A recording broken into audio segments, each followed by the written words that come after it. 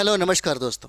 तो जैसे कि हम लोग अभी उपस्थित है प्रैक्टिस सेट नंबर 5 में बिहार स्पेशल हम लोग कर रहे हैं और यहाँ पे हम लोग 2100 प्रश्नों का संग्रह जो है वह देखेंगे। आपकी एग्जाम के लिए बहुत इंपॉर्टेंट हो जाता है। तो चलिए हम लोग शुरुआत करते हैं और पहला प्रश्न देखते हैं। बिहार में ग्रेफाइट किस जिले में पाया जाता है ना। बिहार में कौन सा, तो ग्रेफाइट किस जिले में पाया जाता है? क्या यह गया जिले में पाया जाता है, या जमुई जिले में पाया जाता है, या मुंगेर जिले में पाया जाता है, या बक्सर जिले में पाया जाता है? तो इसका आंसर यहाँ पर हो जाएगा जमुई जिला। जमुई जिला में मुख्य रूप से अगर देखा जाए बिहार में, तो जमुई जिला में ग्रेफाइट पाई जाती है। जमुई जिला की कुछ विशेषता है, जैसे हम लोग यहाँ पर देखेंगे तो भारत का लगभग 44% जो सोना है, सोना का भंडार हमें यहाँ से प्राप्त होता है। ये जमुई जो डिस्ट्रिक्ट है, यहीं पर नागी और नकटी पक्षी अभ्यारण्य है। नागी और नकटी पक्षी अभ्यारण्य है, और नागी को दूसरा रामसर साइट घोषित किया गया और नकटी को तीसरा रामसर साइट घोषित किया गया। और ये जमुई जिला जो है लोकसभा क्षेत्र का यह एक रिजर्व सीट हो जाता है। जैसे बिहार में लोकसभा सीटों की संख्या कितना 40 हो जाएगा, जिसमें 6 सीटें रिजर्व है ना, उसमें एक जमुई जिला भी हो जाएगा।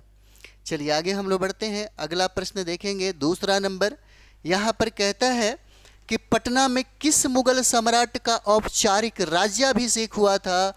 बहुत ही ज़्यादा इंपॉर्टेंट है। पटना में किस मुगल सम्राट का औपचारिक रूप से राज्याभिषेक करवाया गया? क्या परवेज का हुआ था यहाँ पे, है ना? क्या शाह आलम द्वितीय का राज्याभिषेक पटना में हुआ? क्या पटना में फर्रुखशियर का राज्याभिषेक करवाया गया?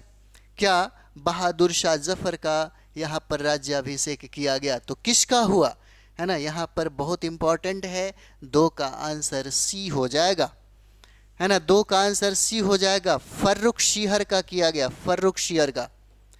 चलिए नेक्स्ट यहाँ पर हम लोग देखेंगे तीसरा नंबर सवाल।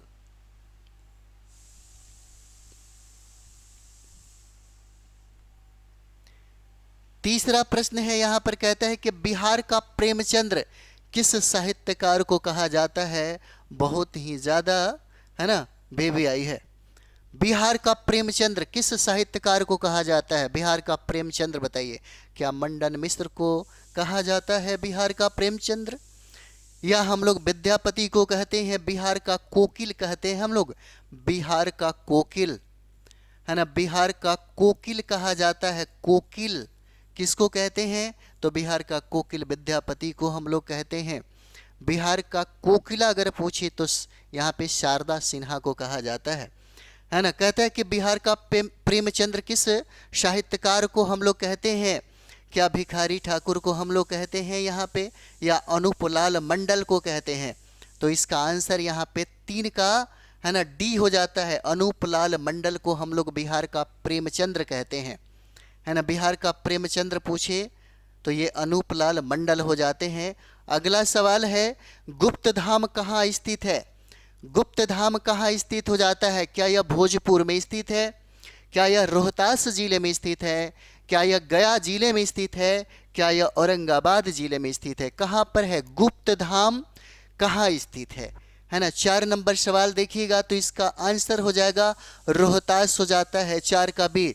यही रोहतास, है ना, आप देखते होंगे दक्षिण बिहार में रोहतास है, जो बिंद क्रम की चट्टानें वहाँ पर पाई जाती है, और इसी बिंद क्रम की चट्टानों में हमें चूना पत्थर और पाइराइट्स की प्राप्ति होती है, जहाँ रॉ मटेरियल का काम करता है सीमेंट उद्योग के लिए। यही रोहतास जहाँ पे बिहार में सबसे ज़्यादा धान का खेती और सबसे ज़्यादा गेहूं का खेती किया जाता है, और ये रोहतास जो है यह साक्षरता में नंबर 1 है ना। सबसे ज़्यादा साक्षरता वाला जिला यही रोहतास है, और निम्नतम जो जिला है वह पूर्णिया हो जाएगा। आपके पीआरटी में यह सवाल यहाँ से कई बार पूछा गया है ना। चलिए अगला सवाल हम लोग यहाँ पर देखेंगे। 5 नंबर कहता है कि बिहार छात्र परिषद का, है ना, बिहार छात्र परिषद को किस स्वतंत्रता सेनानी ने संगठित किया था? बिहार छात्र परिषद को किस स्वतंत्रता सेनानी ने संगठित किया था? क्या राजेंद्र प्रसाद के द्वारा संगठित किया गया? क्या इसे मजहरुल हक के द्वारा संगठित किया गया?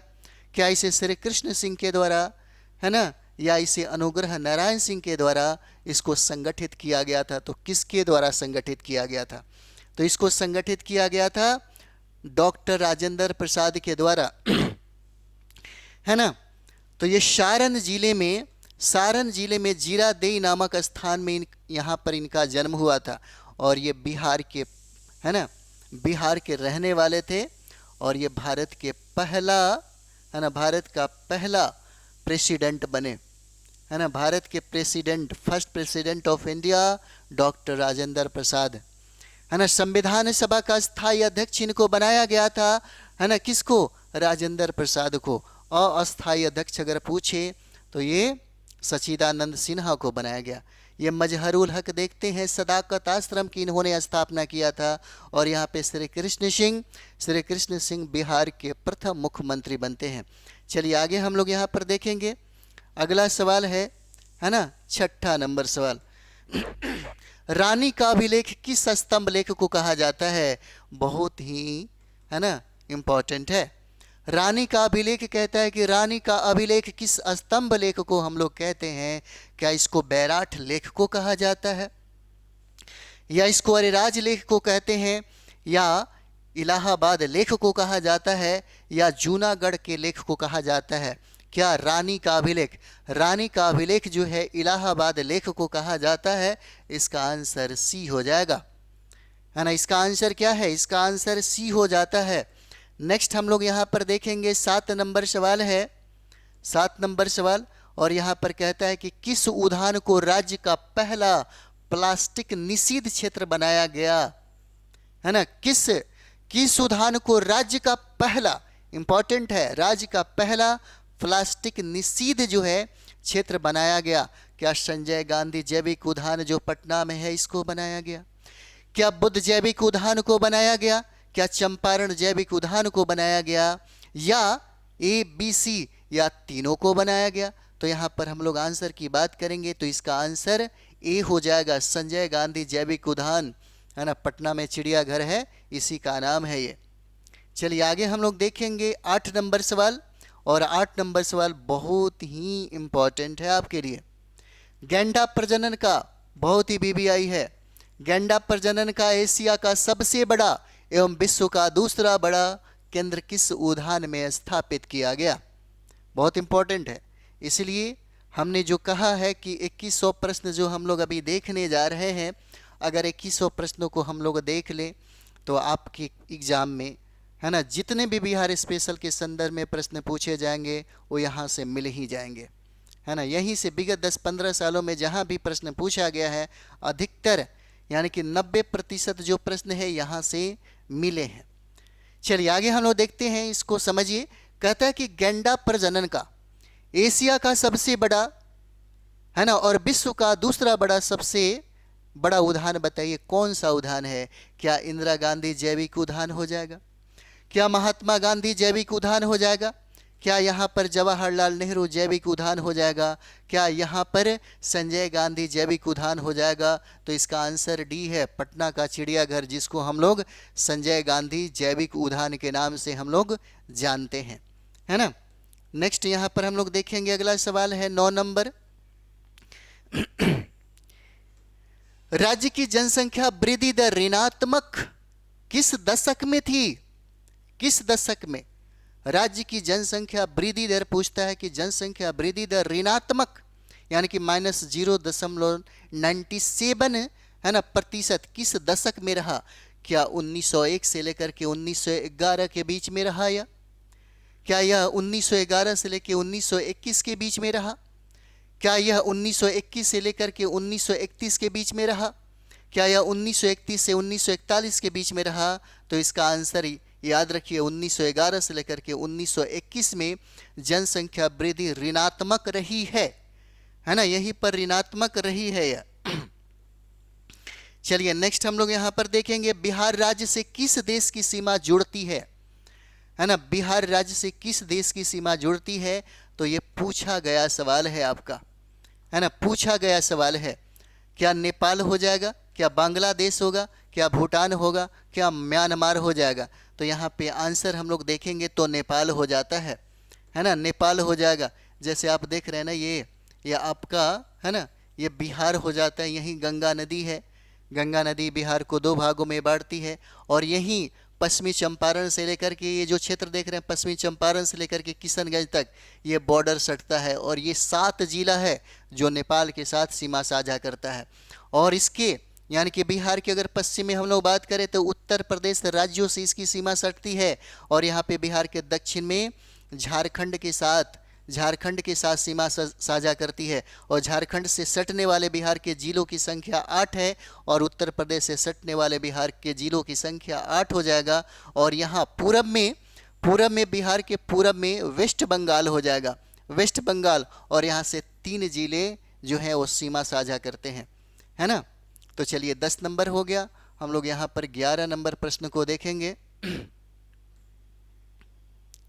चलिए 11 नंबर प्रश्न है, यहाँ पर कहता है कि बिहार महिला, है ना, महिला समाख्या सोसाइटी के नाम से महिला समाख्या को स्वायत्तता किस वर्ष प्राप्त हुई है ना।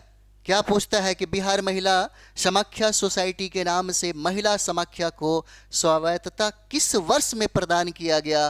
क्या इसे 2002 में प्रदान किया गया, क्या इसे 2004 में प्रदान किया गया, या इसे 2006 में प्रदान किया गया, या इसे 2008 में प्रदान किया गया। कब प्रदान किया गया? 11 नंबर सवाल। तो यहाँ पर हम लोग देखेंगे इसका आंसर सी हो जाएगा, 2006 में इसको स्वायत्तता प्रदान कर दिया गया। ठीक है। नेक्स्ट हम लोग 12 नंबर सवाल हम लोग यहाँ पर देखेंगे। राज्य पुरातत्व निदेशालय की स्थापना किस वर्ष की गई थी? राज्य पुरातत्व, कभी कभी आपके प्रश्न में, है ना, सन से भी प्रश्न पूछे जाते हैं, इसलिए इस टाइप के जो प्रश्न है उसको रटना पड़ता है, बार बार लिख करके याद करना पड़ता है ताकि आपको डेट जो तिथि है वो याद रह सके। राज्य पुरातत्व निदेशालय की स्थापना किस वर्ष किया गया था?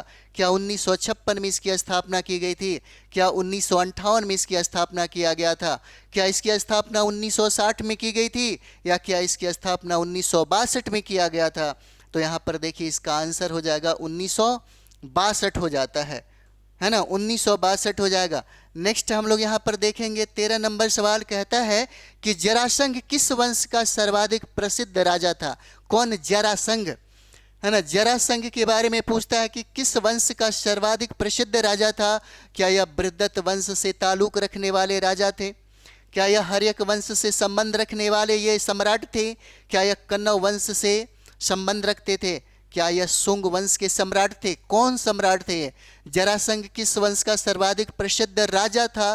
तो 13 नंबर सवाल हम लोग देखेंगे तो देखिए बृहद्रथ वंश से ये ताल्लुकात रखते थे, इसका आंसर ए हो जाएगा।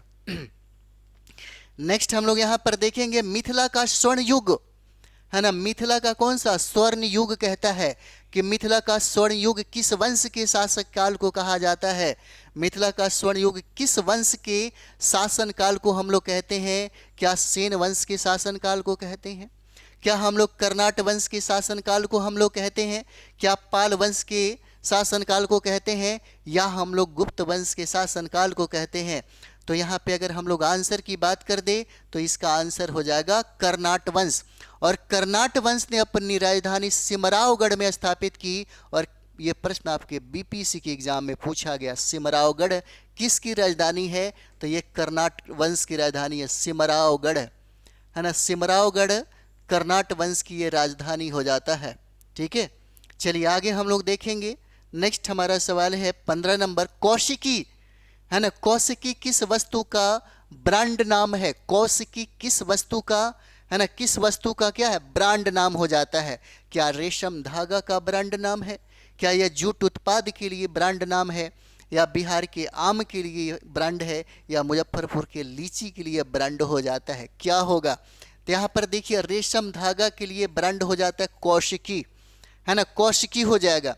जैसे हम लोग बिहार में अगर बात करेंगे तो सिल्क सिटी के नाम से कौन सा जिला को जानते हैं हम लोग? सिल्क सिटी, है ना। सिल्क सिटी कहा जाता है किसको? तो सिल्क सिटी हम लोग भागलपुर को कहते हैं, भागलपुर को। और यही भागलपुर में एक अनोखी आम मिलती है जिसको हम लोग जर्दालू आम कहते हैं, और इसी जर्दालू आम को जीआई टैग प्रदान किया गया है। है ना।